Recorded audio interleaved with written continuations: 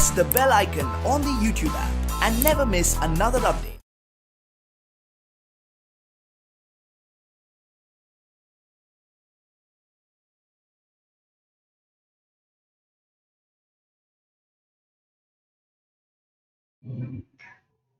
Hello students, good day. Nice to see so many of you all. Slightly late today because of some issue. Doesn't matter, you all were waiting. Thank you very much. Now, yesterday we dealt with Evelyn Glennie's The Sound of Music. Sound of Music. Did you go and watch that? Evelyn Glennie Listens to Sound Without Hearing was the part 1. Today we are going to do with the Shahnai of Bismillah Khan. Before that, did you at least go to YouTube and check that song that I told you, Do Re Mi Fa? Can you tell me, did you do it? I am fine, thank you. Sai Cabano, she's your new friend in class. Students, can you tell me, did you find out that song that is there?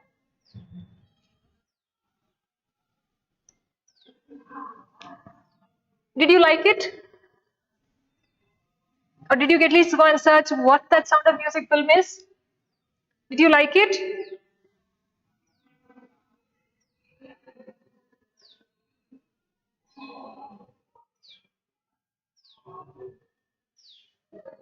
Good.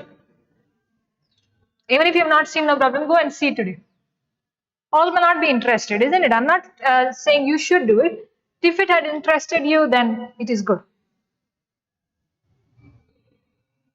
Good, good.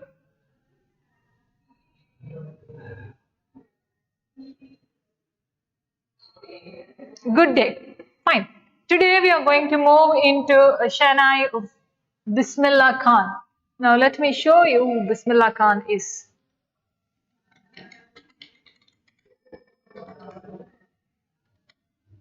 Okay, Ustad Bismillah Khan. You must have heard about him. Just wait.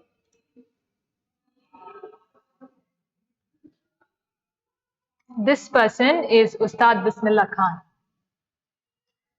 He used to play the Shahnai. This is the Shahnai, okay? Can you see? He is Ustad Bismillah Khan. Fine. So, we are going to learn about, you're late, it's okay, doesn't matter, we have not begun my class. Okay, good. This is a little longer, we would not be able to finish in one go today. Doesn't matter, we'll continue it in the coming classes, but whatever we can finish, if we can finish, good then, if it's not, it's okay. I think I already sent you, yes, I sent. The next thing that we are going to do is poetry. After this, poetry, that is, if it is wind, or otherwise rain on the roof, I'll have to check your syllabus because it's a little reduced this time. Certain things are deducted. So, which is deducted, we'll omit it, which is there, we will study this time. But with regard to grammar, I'll teach you possible all things because there's a connection next year as well. The same grammar is there in 9th and the continuation, that's not the continuation, the same thing, same syllabus is there in 10th standard as well. So moving on to, some of you like classical music, you told me yesterday, all these Indian forms of instruments that are there. Our Ustad Bismillah Khan, he used to play the Shahnai. Let me show you what's a Shahnai and then we will go. So this is a Shahnai students, okay? How do they play it? Usually used for weddings that are there. See how do they sit and use it? Shahnai is used. Bismillah Khan also has used it. See here, can you see? This is the Shahnai that he had used. Fine. Moving to your copies on page number 21. The Shahnai of Bismillah Khan, part 2. He's a legendary musician. You can see those people there who are playing a lot of instruments. You write their names below them in class. When you come, we will check it. Think of the Shenai, and the first thing you'll probably imagine is a wedding or a similar occasion or function. The next would probably be Ustad Bismillah Khan, the Shenai maestro, playing the instrument. Maestro is a master at that art. Okay, master at this. He was a master in playing Shenai. Now, if anybody tells you a Shenai, what do they say? The first thing you can think is of a wedding or any function. Usually these Hindu weddings, they do use this a lot.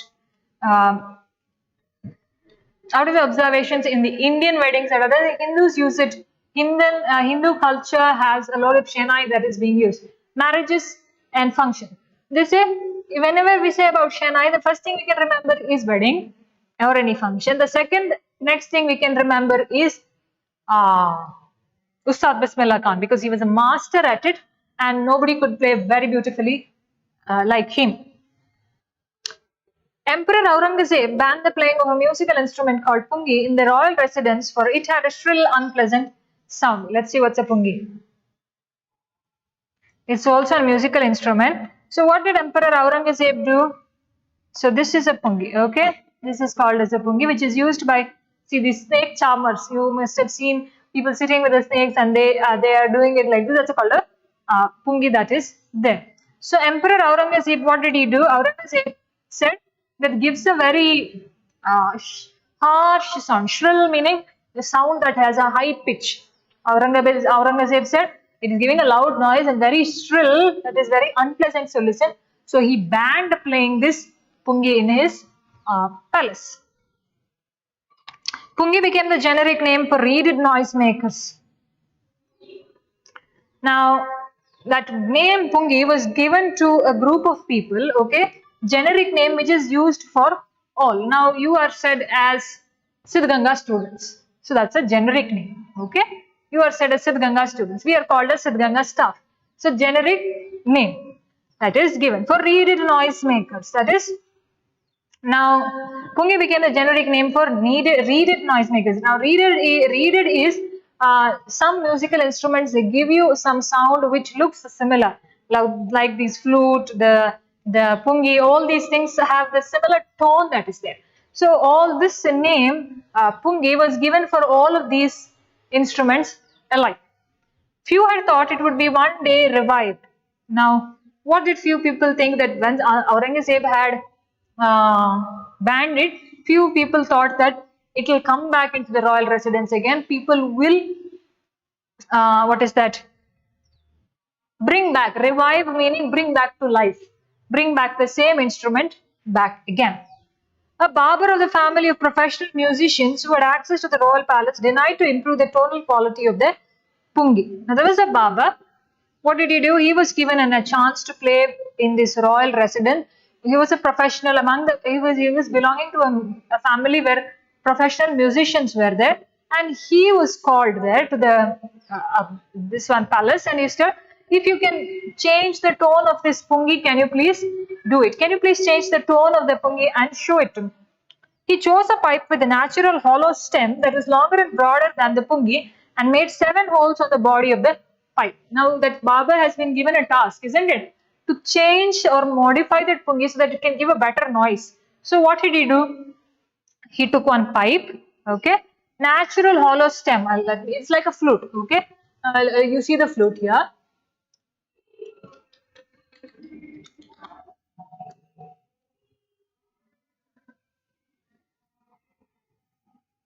See here, this also has 7 holes, right? See this natural stem that is taken, hollow stem, hollow meaning here, very light thing that is there, okay. He took that, and what did he do? Which was long, a little broad, and he pricked the 7 holes to it.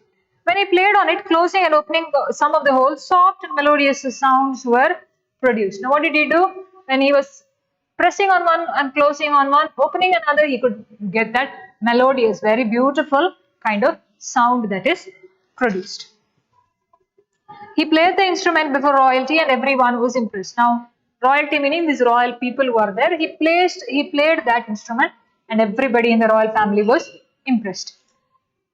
The instrument so different from the pungi had to be given a different name. Now this instrument that was made, which was looking different from the pungi. Pungi had a very round structure that is there, but this didn't have, because it was a very long kind of a stick-like structure, a stem-like structure, and it had to be given a different name. It could not be given the name of a pungi.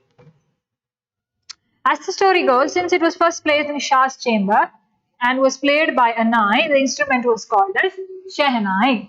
What happened? This Baba, his name was Nai. Okay, he was being called as Nai, and it was played in Shah's chamber. Okay, in that royal palace, Shah's chamber. So the name was added, Shah and Nai, Shehnai. Okay. Now see the difference between the pungi and the Shehnai then. The sound of the Shehnai began to be considered auspicious, and for this reason it is still played in temples and is an indispensable component of any North Indian wedding. In the past, the Shehnai was part of a Naubat or tradition assemble of 9 instruments found at royal courts. Now that was giving a very melodious and a beautiful sound, so they considered very auspicious, meaning very lucky. Okay, auspicious to be played in temples. Not temples, auspicious to be played wherever, the noise of the Shehnai. And now for that reason, because it is considered very auspicious or very lucky, it got the name and it started to be played in temples. And it is an indispensable component, meaning you cannot have a North Indian wedding without the Shehnai. The Shehnai has to be played. You cannot separate Shehnai and the North Indian wedding. The Shehnai is a part of the North Indian wedding, indispensable component, meaning you cannot separate it. Now in the earlier days, this Shehnai was played as a wherever traditional occasions are there. Okay, a Naubat is there or a traditional occasion or a function is there, the Shehnai was being played. And it was also played where in the royal courts, where 9 instruments were placed together in a royal palace. Till recently, it was used only in temples and weddings. The credit for bringing this instrument on the classical stage goes to Ustad Bismillah Khan. Now, what has happened here? Earlier, it was being played in temples, functions only. What did Ustad Bismillah Khan do? He brought this instrument into the world of classical music, to the classical stage. As a 5-year-old, Bismillah Khan played Gilli Danda near a pond in the ancient estate of Dumran in Bihar. Now, he was in Bihar, he was from Bihar, in Dumran in Bihar. And earlier in his younger days, when he was 5 years old, what he used to play? Gilli Danda. What's Gilli Danda? What's Gilli Danda?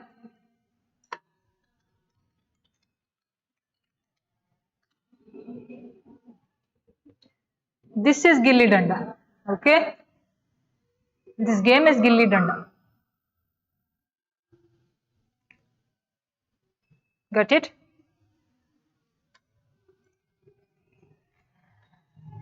So he was playing Gilli Danda at that time when he was 5 years old, where near the pond in his place wherever his house was. He would regularly go to the nearby Bihari Chi temple to sing the Bhojpuri Chaita, at the end of which he would earn a big laddu weighing 1.5 kgs and a prize which was given by the local Maharaja. Now, when he was playing there, as he was a very small child, what he used to do, he used to go to the temple to sing the Bhojpuri Chaita. Okay, to sing this Bhojpuri Chaita, he used to go to that BRG temple. He was from Bihar, and he used to go to that. Ustad Bismillah Khan used to go to that Biharji temple to sing the Bhojpuri Chaita. Bhojpuri, people speak Bhojpuri, isn't it? Here in the south, we don't speak it. Towards the north, they speak Bhojpuri. Now, after he sang that Chaita that is there, okay, or a chant that is there, that kind of a song that is there, what he used to get as a prize, he used to get a laddu which had a weight of 1.25 kgs.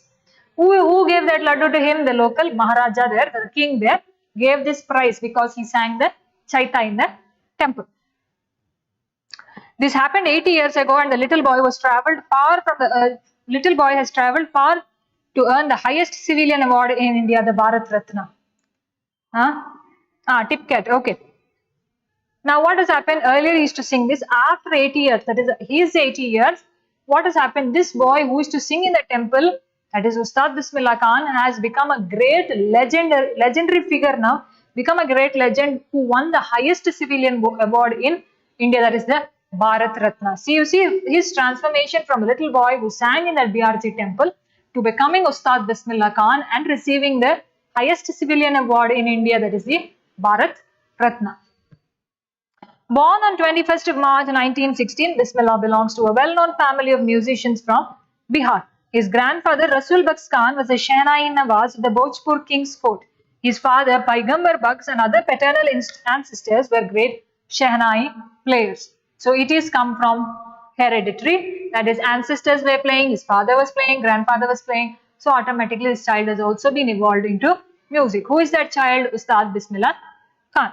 Now he was born on the 21st of March 1916 in a family of musicians itself, and they were from Bihar. So his grandfather was Rasul Baks Khan, father was Paigambar Baks. Now his grandfather used to play Shehnai in the Bhojpuri King's court. In the King's court he used to play, and he was called as a Shehnai Nawaz. Nawaz is the name that is given, Shehnai Nawaz, like class teacher. You say class teacher, okay? All these names that are given. Subject teacher, English teacher, okay? So like Shehnai Nawaz. That is given because he used to play in the royal court. And who used to play? His grandfather Rasul Baks Khan used to play. And his father Paigambar Baks was also a Shehnai player. And the entire ancestors, they were player. They played this instrument called Shehnai. The young boy took to music early in life. At the age of 3, when his mother took him to his maternal uncle's house in Benras, now Varanasi, Bismillah was fascinated watching his uncles practice the Shehnai. Now maternal is from your mother's side, paternal meaning from your father's side. Okay, my maternal aunt, my paternal aunt, mother's side and father's side. Now when he was 3 years old, what did his mother do? His mother took him to her brother's house. Where in Varanasi now, in Benras, now it's Varanasi. And what did Ustad Bismillah Khan like? Ustad Bismillah Khan liked how his uncles were practicing the Shehnai. He was very fascinated, very surprised, very amused with the playing of the Shehnai. Soon Bismillah started accompanying his uncle Ali Baks to the Vishnu temple of Benaras, where Baks was employed to play the Shehnai. Now his uncle Ali Baks, he had the duty of playing the Shehnai in the nearby temple. That's the Vishnu temple at Benaras. At the Vishnu temple of Benaras, his uncle was playing the Shehnai. See, can you understand? Music has no religion at all. Music is just the connection that you give to your people and the connection and the happiness that you feel. Ali Baks would play the Shehnai and Bismillah would sit captivated for hours on end. Slowly, he started getting lessons in playing the instrument and would sit practicing throughout the day. For years to come, the temple of Balaji and Mangal Maya and the banks of Ganga became the young apprentice's favorite haunts where he could practice in solitude. Now what happened? His uncle Ali Baks used to play in the temple. Bismillah Khan also used to go to the temple and sit there, and he used to sit with his uncle for hours at end. He could listen to his uncle for any number of hours. That is, I would not get tired listening to my uncle. Now what did he do? After that, he started getting practice, or he started to learn from his uncle how to play the Shehnai, and throughout the day he was listening and involved in that kind of music. So when he wanted to practice, where did he practice? He used to come to the temple of Balaji and Mangal Maya, and he used to sit in the banks of Ganga and practice in solitude, meaning peaceful, silent. I am in a silent place and I am practicing. So for many years, Ustad Bismillah Khan's practices happened in this Balaji temple and the Mangal Maya and near the banks of river Ganga. Became the young apprentice's favorite haunts where he could practice in solitude. Apprentice meaning, now I am learning something, which meaning I am learning something on my own. Apprentice, okay? Own meaning how? See, now if I want to learn some mechanical or something in the garage, I will go to a person who is skilled there first, and I will work under him as a trainer. That is called an apprentice. Like internships they do, I'm working under a skilled person to learn something from him. Like a trainer, that's called an apprentice, like an intern.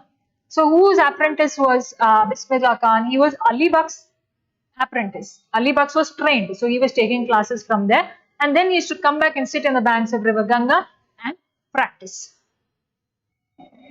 The flowing waters of the Ganga inspired him to improvise and invent ragas that were earlier considered to be beyond the range of the Shehnai. So with practice, he tried to modify music, and some ragas that people thought that Shehnai, with the instrument of Shehnai you cannot play, he tried to bring that, put into place, modify the music. All this he learned when he was sitting in the banks of river Ganga.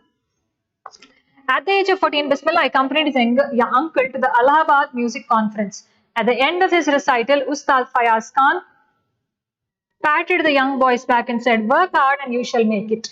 This statement is for you also. Work hard and you shall make it. Now, what happened when he was 14 years old? Bismillah Khan, with his uncle, where did he go? To the Allahabad Music Conference. There was a conference in Allahabad and they went there. Who? His uncle and Bismillah Khan. After this conference was there, after that reciting all that music, songs were recited and done, what did Ustad Fayaz Khan, there was a musician there, his name is Fayaz Khan. What did he say? He patted the young boy's back and said, "Work hard and you can do it. Just work hard. After this, you will truly get success." With the opening of the All India Radio in Lucknow in 1938 came Bismillah's big break. He soon became an often heard Shehnai player on radio. Now, All India Radio, once the All India Radio was opened, he became a regular person there who used to give his programs and sing. Bismillah's big break. So in Lucknow, when he was in 1938, once All India Radio was introduced, he went on to give his programs there, and with that was like a stepping stone for him, where he started, and that gave him a lot of fame. He soon became an often heard Shehnai player on the radio. When India gained independence on 15th of August 1947, Bismillah Khan became the first Indian to greet the nation with his Shehnai. So wonderful, right? You being the first one to do something is so nice. So what happened? As he was a regular customer there, and when India, regular person who used to give his programs there, by mistake I got customer. So when India gained independence on 15th of August 1947, Ustad Bismillah Khan was the first person to broadcast his program to the entire India on radio with his Shehnai. That was his first attempt to give music of Shehnai to the entire country. He poured his heart out into Rag Kafi from the Red Fort to an audience which included Pandit Jawaharlal Nehru, who later gave his famous Tryst with Destiny speech. Now, Pandit Jawaharlal Nehru had given his speech, that is Tryst with Destiny. Before that, Ustad Bismillah Khan gave this kind of a rag, that is ragas that are there, and that was very melodious to listen when India gained independence. Bismillah Khan has given many memorable performances both in India and abroad. His first trip abroad was to Afghanistan, where King Zahir Shah was so taken in by the maestro that he gifted him priceless Persian carpets and other souvenirs. Now, he had foreign trips. He had trips all over the country in India, and he has given a load of performance. First foreign trip was to Afghanistan, where King Zahir Shah, what did he do? He was taken in by, meaning, I'm attracted or I'm captured by your voice. I like your voice very much. So King Zahir Shah also was taken in by this. He was very fascinated by Bismillah Khan. So what did he do? He gave him a lot of gifts. What are these gifts? Persian carpets and other souvenirs. What are souvenirs? Now, if you are visiting some place, you bring something and come for the memory of that place, or some person gives you something for that memory that is there. That is called as a souvenir that is there. The king of Afghanistan was not only the only one to be fascinated with Bismillah's music. So King Zahir Shah was not only the only one who was fascinated or was excited by Bismillah Khan's music, but there were so many other people around the country who were fascinated, who liked Bismillah Khan's music. Film director Vijay Bhatt was so impressed after hearing Bismillah play at a festival that he named a film after the instrument called as Gunjuti Shehnai. So, director of the film there, Vijay Bhatt, he liked Bismillah Khan's music. So, when he created a film, he named that film as Gunjuti Shehnai. These are old films maybe. Gunjuti Shehnai. The film was a hit, and one of Bismillah Khan's composition, Dil Ka Khilona Hai Toot Gaya, turned out to be a nationwide chartbuster. Now, in that film, there was a composition, that's the music that was done, and Bismillah Khan wrote it. The song was Dil Ka Khilona Hai Toot Gaya. Go back to YouTube and see Dil Ka Khilona Hai Toot Gaya. Now, that became a nationwide chartbuster, meaning everybody liked it. Now, there are some songs, once it is out, it is on the tip of everybody's tongue. That means the audience have liked that music so much. Wonderful kind of music. Even when this film, that Love Mocktail came, everybody started liking that song very much. Now it's come a little down, but there are other songs that are come. Now this recent film, I don't get the name, but that song is there in everybody's mouth. It may be Kannada, English, Hindi, or whatever it is. Everything just seems good. Even this song, Dil Ka Khilona Hai Toot Gaya, that also became a music which was very sensational to the entire country. Despite this huge success in the celluloid world, Bismillah Khan's venture in film music was limited to two: Vijay Bhatt's Gunjuti Shenai and Vikram Srinivas' Kannada venture Sannadhi Appanna. Okay, so he has given two music compositions to two films only. Bismillah Khan has given two kind of. Celluloid is old fashioned, which is referring to films, but a very old fashioned celluloid. In this old fashioned world that is there, Bismillah Khan has captured many minds, and he restricted his composition to two films, that is Vijay Bhatt's Gunjuti Shenai and Vikram Srinivas's Kannada venture, that is. Now I want to do up something, but I don't know whether I will land up till there. So I'm just starting a business. Okay, like I just wanted to put his hand into the film, but he didn't know his Kannada film, that is Sannadhi Appanna. Okay, in these two films, Ustad Bismillah Khan has given his compositions. I just can't come to terms with the artificiality and glamour of the film world, he says with emphasis. Now, Bismillah Khan didn't like all these films, so he gave it only two films. He says, I don't like the artificial nature that is created in the films. I don't like it. And I don't like the fame that is given in there, or famous. They make me very famous. I don't like that. I'm very happy with the classical kind of thing that is there. I don't want the film world and to make it very emphasis, meaning he's stressing on what he's saying. He said, I don't like the artificial kind of nature that is there. Awards and recognitions came thick and fast. Thick and fast is the phrase. Bismillah Khan became the first Indian to be invited to perform at the prestigious Lincoln Center Hall in the United States of America. He also took part in the World Exposition in Montreal, in the Cannes Art Festival and the Osaka Trade Fair. Now you should know all this, where he went, where he did. So recognitions came thick and fast, meaning continuously he was getting a lot of awards. He was getting a lot of recognition. He was getting a lot of awards all over. Now, where did he go? He went to the prestigious Lincoln Center Hall in the United States of America. He was the first one to get recognition like that, and he became the first Indian to go there to the Lincoln Center Hall in USA. Then he took part in the World Exposition in Montreal. These are very technical things. You have to just know the names there. Then he went to the Cannes Art Festival and the Osaka Trade Fair. So well did he know, he became internationally that an auditorium in Tehran was named after him, Tahar Mosque Ustad Bismillah Khan. He became so famous and he was so recognized with music that one of the international places has recognized him and given the name of the auditorium in Tehran as his own name. They have named it as Tahar Mosque Ustad Bismillah Khan. So that auditorium that was named after Ustad Bismillah Khan. National awards like the Padma Shri, the Padma Bhushan and the Padma Vibhushan were conferred on him. So he has almost got all awards that are very prestigious in India. Padma Bhushan, Padma Vibhushan, Padma Shri, Bharat Ratna, all these have been conferred to him. In 2001, Ustad Bismillah Khan was awarded India's highest civilian award, the Bharat Ratna.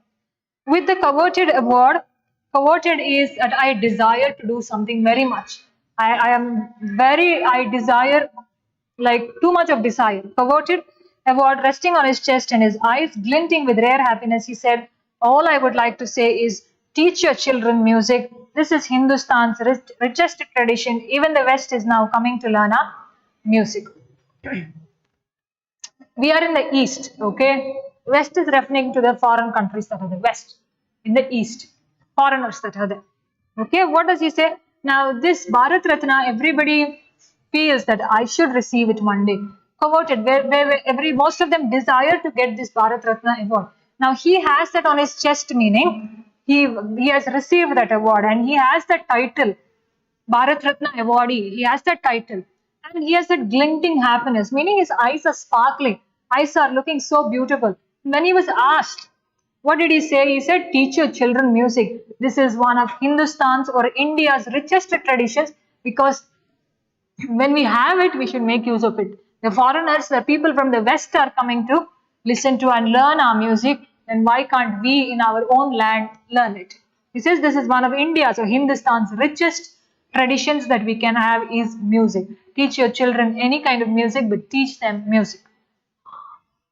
In spite of having travelled all over the world, Khan Saab, as he is fondly called, is exceedingly fond of Benras and Dumran, and they remain for him the most wonderful towns of the world. He may have been known worldwide, doesn't matter. Two places he likes very much is Benras and Dumran, and these two towns, these two places are very close to his heart, and he is fondly or lovingly called as Khan Saab. Khan Saab. A student of his once wanted him to head a Shehnai school in USA, and the student promised to recreate the atmosphere of Benras by replicating the temples there. But Khan Sahib asked him if he would be able to transport river Ganga as well. So,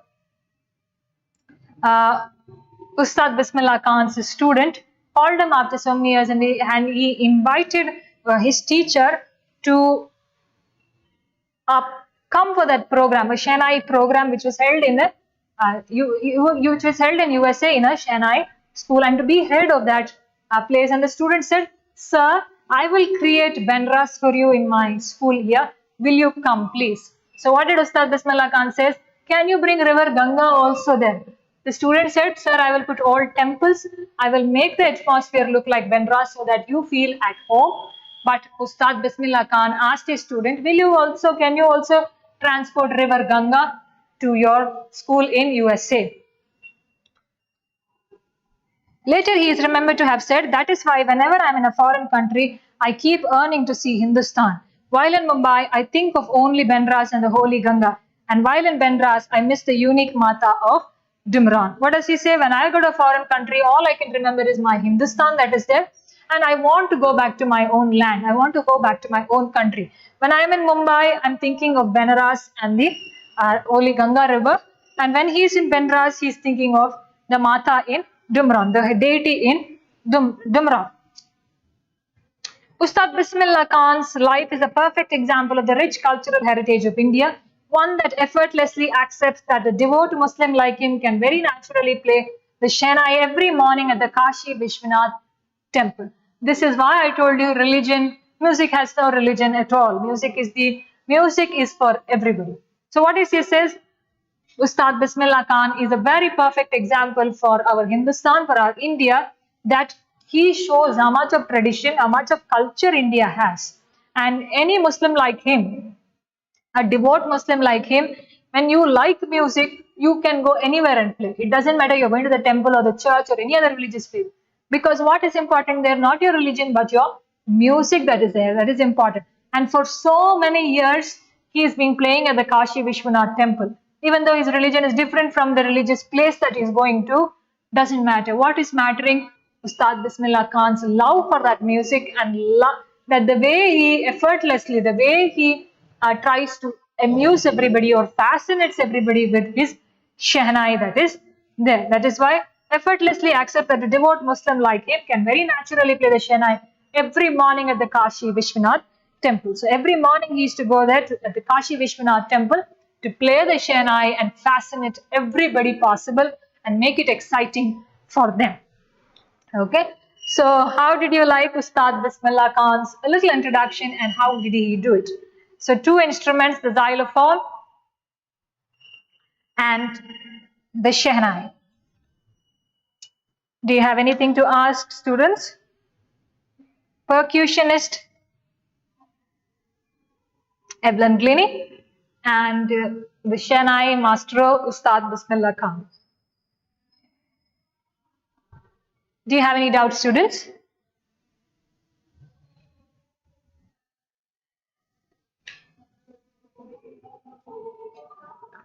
Art, any art. Yeah, it's a very beautiful lesson. Any art for that matter, students. You are good at singing, you are good at drawing, you're good at art, craft, or any skill that is there. It has no boundaries at all. The person you are and the skill that you have, the personality or the qualities that you possess is very, very important. Whatever is happening or the rules the society has set is, you take it as an outer appearance. What you are inside is very, very important. How you are as a person is very important. Okay? Fine, students.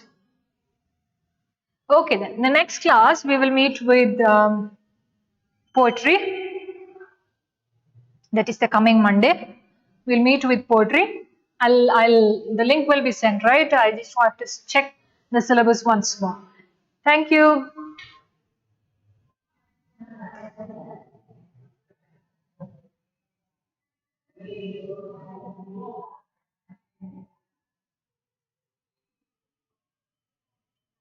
Fine then, students, if you have nothing, I'll see you in the next class with poetry. I'll send you notes as well, so you can write it down and keep.